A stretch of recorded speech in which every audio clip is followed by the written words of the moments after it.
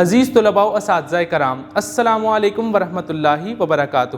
Steam international publishers میں خوش آمدید۔ آج ہم کڈز اسلامیات برائے جماعت پنجم باب سیوم سیرت طیبہ صلی اللہ علیہ وسلم، جس کا عنوان بیعت عقبہ اولا و ثانیہ ہے۔ ڈیئر اسٹوڈنٹس، آج ہم اس سبق کو تفصیلاً پڑھیں گے۔ اس سبق میں ہم پڑھیں گے بیعت عقبہ اولا و ثانیہ کیا ہے، اس کی کیا شرائط تھیں اور اس کے کیا نتائج ملے۔ تفصیلاً پڑھنے کے لیے آپ سب اپنی اپنی کتابیں کھولیے۔ سبق نمبر 2، بیعت عقبہ اولا و ثانیہ، حاصلات تعلم۔ اس سبق کو پڑھنے کے بعد طلباء اس قابل ہو جائیں گے کہ وہ بیعت عقبہ اولا و ثانیہ کے بارے میں جان سکیں، فروغ اسلام میں بیعت عقبہ کے دروس سے نتائج سے آگاہ ہو سکیں، بیعت عقبہ کی شرائط سے آگاہ ہو سکیں۔ حضرت محمد رسول اللہ خاتم النبیین صلی اللہ علیہ وسلم حج کے دنوں میں دعوت و تبلیغ کے غرض سے مینا تشریف لے جاتے اور وہاں آنے والے قبائل عرب کو اللہ تعالیٰ کے سچے دین اسلام کی تبلیغ فرمایا کرتے تھے۔ چنانچہ اعلان نبوت کی 11ویں سال آپ خاتم النبیین صلی اللہ علیہ وسلم کی ملاقات یثرب سے آئے ہوئے 6 لوگوں کی ایک جماعت سے ہوئی۔ یہ لوگ حج کے لیے مکہ مکرمہ آئے ہوئے تھے۔ آپ خاتم النبیین صلی اللہ علیہ وسلم نے ان لوگوں کے سامنے اسلام کی دعوت پیش کی تو یہ آپ خاتم النبیین صلی اللہ علیہ وسلم کی دعوت کو قبول کر کے فوراً ایمان لے آئے اور یثرب واپس جا کے باقی لوگوں کو دین اسلام کی طرف بلایا۔ مزید جانیں، بیعت کے معنی ہے اطاعت و وفاداری کا عہد کرنا۔ بیعت عقبہ اولا، اعلان نبوت کے 12ویں سال حج کے موقع پر مدینہ منورہ کے 12 لوگوں نے مینا کے قریب عقبہ کے مقام پہ آپ خاتم النبیین صلی اللہ علیہ وسلم سے ملاقات کر کے اسلام قبول کیا اور آپ خاتم النبیین صلی اللہ علیہ وسلم کے دست مبارک پر بیعت کی۔ تاریخ اسلام میں اس بیعت کو بیعت عقبہ اولا کہتے ہیں۔ یہ بیعت درج ذیل باتوں پر کی گئی: اللہ تعالیٰ کے ساتھ کسی کو شریک نہیں ٹھہرائیں گے، چوری نہیں کریں گے، اپنی اولاد کو قتل نہیں کریں گے، کسی پر بہتان نہیں لگائیں گے، زنا یعنی بدکاری نہیں کریں گے، نبی کریم خاتم النبیین صلی اللہ علیہ وسلم کی اطاعت کریں گے۔ بیعت عقبہ اولا کے بعد آپ خاتم النبیین صلی اللہ علیہ وسلم نے ان کو الوداع کرتے ہوئے حضرت اسد بن زرارہ رضی اللہ تعالی عنہ کو مدینہ منورہ میں ان کا قائد اور امام مقرر فرمایا۔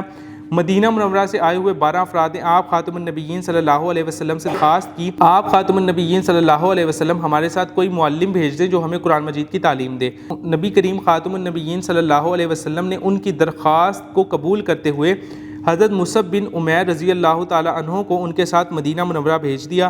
حضرت مصعب بن عمیر رضی اللہ تعالی عنہ مدینہ منورہ میں حضرت اسد بن زرارہ رضی اللہ تعالی عنہ کے مہمان بنے۔ حضرت مصعب بن عمیر رضی اللہ تعالی عنہ کی کوششوں سے مدینہ منورہ کے کئی بااثر اور نامور شخصیات اسلام قبول کیا۔ بیعت عقبہ ثانیہ، اعلان نبوت کے 13ویں سال حج کے موقع پر حضرت مصعب بن عمیر رضی اللہ تعالی عنہ کی انتھک کوششوں سے 75 افراد نے حضرت محمد رسول اللہ صلی اللہ علیہ وسلم کے ہاتھ پر بیعت کی۔ ان افراد میں 73 مرد اور 2 عورتیں شامل تھیں۔ اس بیعت کو بیعت عقبہ ثانیہ کہتے ہیں۔ مدینہ منورہ سے آنے والے لوگوں نے نبی کریم خاتم النبیین صلی اللہ علیہ وسلم کو مدینہ منورہ تشریف لانے کی دعوت اور یہ عہد کیا کہ ہم لوگ حضرت محمد رسول اللہ خاتم النبیین صلی اللہ علیہ وسلم کی اور اسلام کی حفاظت کے لیے اپنی جان بھی قربان کر دیں گے۔ اس موقع پر حضرت عباس بن عبد المطلب رضی اللہ تعالی عنہ، جو آپ خاتم النبیین صلی اللہ علیہ وسلم کے چچا تھے، انہوں نے یثرب سے آئے ہوئے لوگوں سے کہا: اے گروہ خزرج، محمد رسول اللہ خاتم النبیین صلی اللہ علیہ وسلم اپنی قوم میں معزز ہیں اور اپنے شہر میں مددگاروں کی ایک جماعت ساتھ رکھتے ہیں۔ ہم نے آپ خاتم النبیین صلی اللہ علیہ وسلم کو دشمنوں سے بچایا ہے۔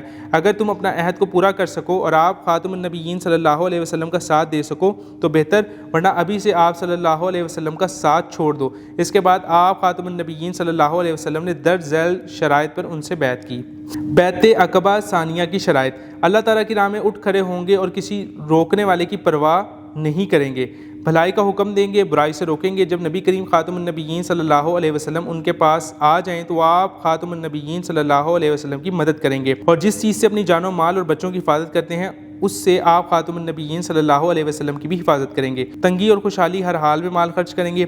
اس موقع پر قبیلہ خزرج کے ایک رئیس حضرت برا بن معرور رضی اللہ تعالی عنہ نے آپ خاتم النبیین صلی اللہ علیہ وسلم کا دست مبارک تھام کر عرض کیا: بے شک ہم آپ خاتم النبیین صلی اللہ علیہ وسلم کی اسی طرح حفاظت کریں گے۔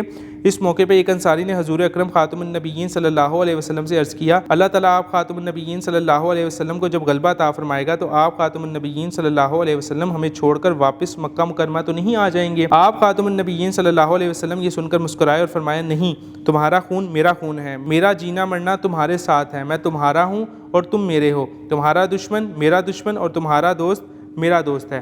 بیعت عقبہ کے دروس نتائج۔ بیعت عقبہ ثانیہ سے مدینہ منورہ میں اشاعت اسلام کے لیے راہ ہموار ہوئی۔ مدینہ منورہ میں اوس و خزرج قبائل کی صدیوں پرانی دشمنی کا خاتمہ ہو گیا۔ بیعت عقبہ ہجرت مدینہ کا پیش خیمہ ثابت ہوئی اور مدینہ منورہ کی شکل میں پہلی اسلامی ریاست وجود میں آئی۔ مدینہ منورہ میں یہودیوں کے سیاسی، مذہبی اور معاشی غلبے کا خاتمہ ہو گیا۔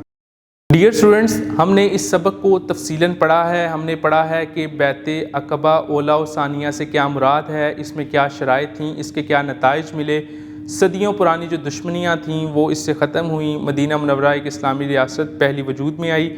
تو میں امید کرتا ہوں کہ آپ اس سبق کو پڑھیں گے۔ ملتے ہیں اس سبق کی مشق کے ساتھ ایک نئی ویڈیو میں۔ اپنا خیال رکھیے گا۔ اللہ حافظ۔